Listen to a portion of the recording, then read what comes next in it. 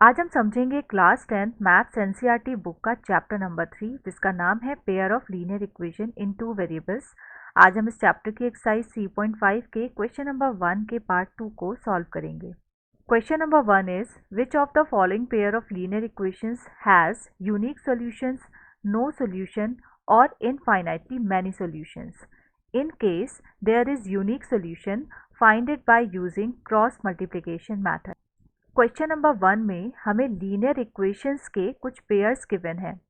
हमें इन पेयर्स की हेल्प से बताना है कि जो लीनियर इक्वेशंस हैं इनके यूनिक सॉल्यूशंस हैं या फिर नो सॉल्यूशन यानी कि कोई भी सॉल्यूशन नहीं है या फिर इनफाइनाइटली मैनी सॉल्यूशंस इनके हैं। अगर हमें इन लीनियर इक्वेशन का यूनिक सॉल्यूशन मिलता है तो हमें उस सॉल्यूशन को क्रॉस मल्टीप्लिकेशन मेथड से फाइंड भी करना है, यानी कि जो लीनियर इक्वेशन के वेरिएबल्स होते हैं एक्स और वाई उनको हमें सॉल्व करके उनके आंसर्स भी निकालने हैं क्रॉस मल्टीप्लिकेशन मेथड से। क्वेश्चन नंबर 1 के टोटल 4 पार्ट्स हैं जिसमें से पार्ट 1 ऑलरेडी हम प्रीवियस वीडियो में सॉल्व कर चुके हैं। इस वीडियो में हम सॉल्व करेंगे पार्ट 2 और ये जो रिमेनिंग 2 पार्ट्स हैं इनको हम आगे आने वाली वीडियो में सॉल्व करेंगे। पार्ट 2 को सॉल्व करने के लिए सबसे पहले जो दो इक्वेशंस हमें गिवन है इनके सॉल्यूशंस का जो नेचर है वो हम पता लगाएंगे। इसके लिए हम इस चार्ट का यूज़ कर सकते हैं। सबसे पहले इन दोनों इक्वेशन के कोफिशिएंट का जो रेशियो है वो हम निकालते हैं। तो इसके लिए पहले हम निकालेंगे a1 अपॉन a2 की वैल्यू। तो देखिए फर्स्ट वाली इक्वेशन में a1 होता है x का कोफिशिएंट, तो x के साथ में लिखा है 2, तो a1 के सामने हम लिखेंगे 2 और a2 के सामने हम लिखेंगे सेकेंड इक्वेशन में x का जो कोफिशिएंट है यानी कि 3। इसी तरह से हम निकालेंगे b1 अपॉन b2 की वैल्यू। b1 होता है फर्स्ट इक्वेशन में y के साथ वाला जो नंबर है यानी y का कोफिशिएंट, तो y के साथ तो कुछ नहीं है तो हम यहाँ पर 1 कंसीडर कर सकते हैं, तो b1 के सामने हम लिखेंगे 1। ऐसे ही सेकेंड इक्वेशन में y के साथ का कोफिशिएंट है 2, तो b2 के सामने हम लिखेंगे 2। इसी तरह से C1 अपॉन C2 यानी जो कांस्टेंट नंबर्स हैं इनका भी रेशियो हम निकालेंगे। तो देखिए यहाँ पर है 5 और सेकंड इक्वेशन में C2 है 8, तो इसके सामने हम लिख सकते हैं 5 अपॉन 8। तो इस तरह से ये जो तीनों रेशियोज हैं कोफिशिएंट्स के वो हमने पता लगा लिए हैं। अगर आप इन तीनों कोफिशिएंट के रेशियो को ध्यान से देखेंगे तो हमें क्लियरली दिख रहा है कि जो a1 अपॉन a2 है वो तो 2 अपॉन 3 है और b1 अपॉन b2 जो है वो है 1/2 जो कि नॉट इक्वल है। तो हम लिख सकते हैं कि a1 upon a2 is not equal to b1 upon b2। It means ये चार्ट की इस फर्स्ट वाली कंडीशन को सेटिस्फाई कर रहा है, यानी कि a1 अपॉन a2 जब नॉट इक्वल होता है b1 अपॉन b2 के तो इक्वेशन का जो सॉल्यूशन है वो यूनिक होता है। तो हम लिख सकते हैं the equation have unique solution. अब क्योंकि इक्वेशन के यूनिक सॉल्यूशन हमें मिले हैं तो इन दोनों इक्वेशन को हमें क्रॉस मल्टीप्लिकेशन से सॉल्व भी करना होगा। इसके लिए हमें लिखना होगा by using cross multiplication method.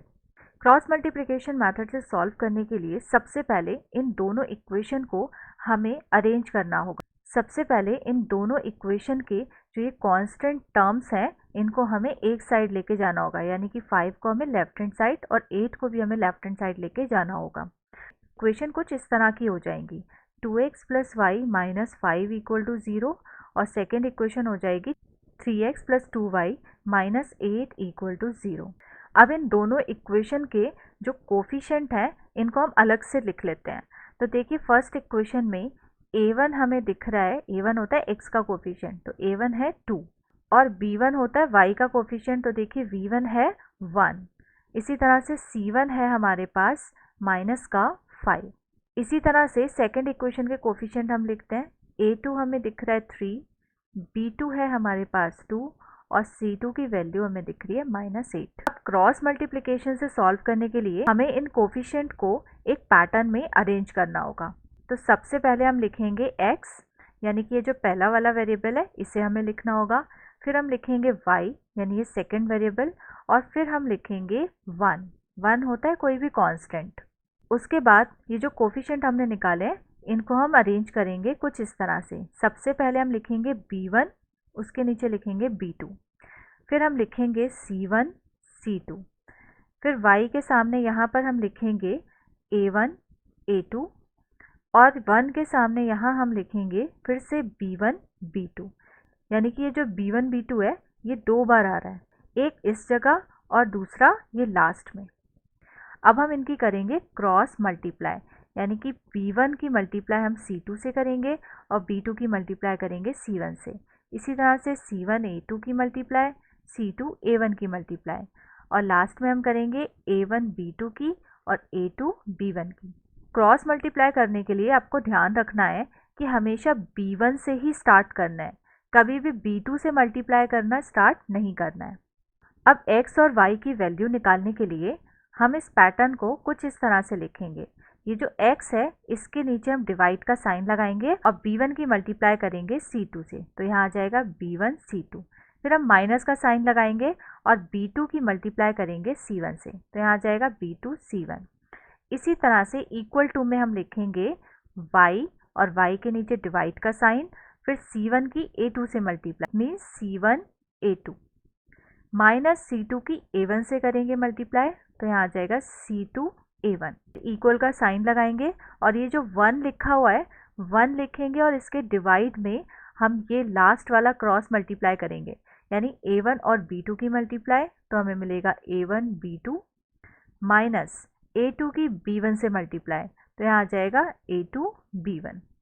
अब देखिए ये जो हमने फॉर्मूला अभी सीखा है इस फॉर्मूले का यूज़ करेंगे इन दोनों इक्वेशन को सॉल्व करने के लिए। तो सबसे पहले इनके जो कोफिशिएंट हैं इनको हम लिख लेते हैं। पहली इक्वेशन से A1 की वैल्यू है 2, B1 की वैल्यू है 1 और C1 की वैल्यू है -5। और ये जो दूसरी वाली इक्वेशन है इससे A2 की वैल्यू दिख रही है हमें 3, B1 की वैल्यू दिख रही है 2 और जो C1 है इसकी वैल्यू है -8। इन कोफिशिएंट को हम इस पैटर्न में अरेंज करते हैं जैसे कि हमने यहाँ पर सीखा है। सबसे पहले हम ये जो x है इसको लिखते हैं, इसके बाद हमें लिखना है B1 B2, तो यहाँ पर आ जाएगा 1 एंड 2, क्योंकि B1 B2 तो 1 और 2 ही है। फिर देखिए C1 C2 लिखा है यहाँ पर, तो हम लिखेंगे C1 C2 यानी माइनस का 5 और -8। इसके बाद हम लिखेंगे y कोफिशिएंट और देखिए अब हमें लिखना है A1 A2, तो A1 A2 है 2 एंड 3।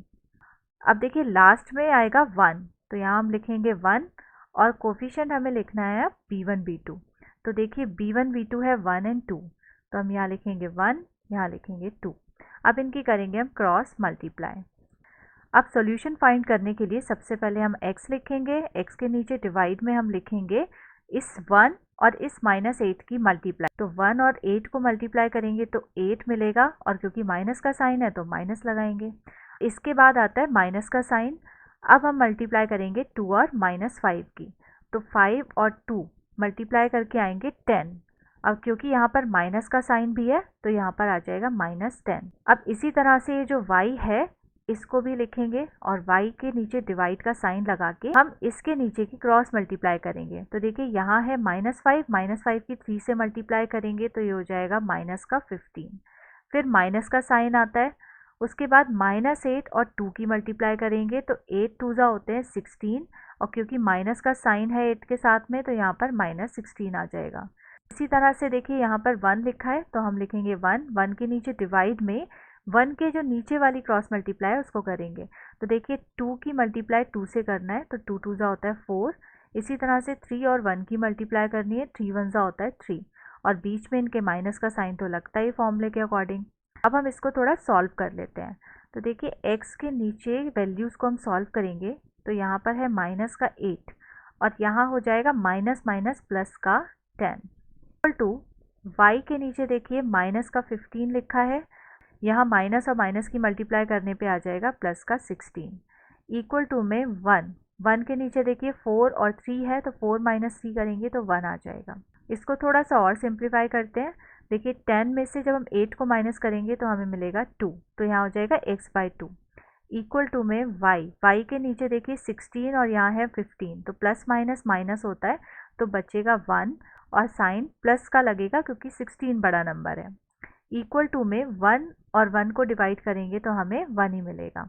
अब ये जो सिचुएशन हमें दिख रही है इससे हम x और y की वैल्यू निकालेंगे कंपेयर करके। तो सबसे पहले ये जो x/2 है और लास्ट में ये जो 1 दिख रहा है यानी फर्स्ट और जो थर्ड टर्म है इसको हम कंपेयर करेंगे। तो हम लिख सकते हैं x/2 इक्वल टू 1/1। तो हम सॉल्व करेंगे इसे, तो इससे x इज इक्वल टू मिल जाएगा 2। इसी तरह से ये जो y/1 है इसको भी हम इस थर्ड वाली टर्म से कंपेयर करेंगे। तो हम लिखेंगे y/1 इक्वल टू 1/1। इससे y आ जाएगा 1। सो इस तरह से हमारे पास दोनों वेरिएबल x और y की वैल्यू आ गई है क्रॉस मल्टीप्लिकेशन मेथड से सॉल्व करके, और यही है हमारे final answer. So I hope आपको ये क्वेश्चन अच्छे से समझ में आ गया होगा। अब हम मिलते हैं नेक्स्ट क्लास में नेक्स्ट पार्ट के साथ। तब तक के लिए गुड बाय।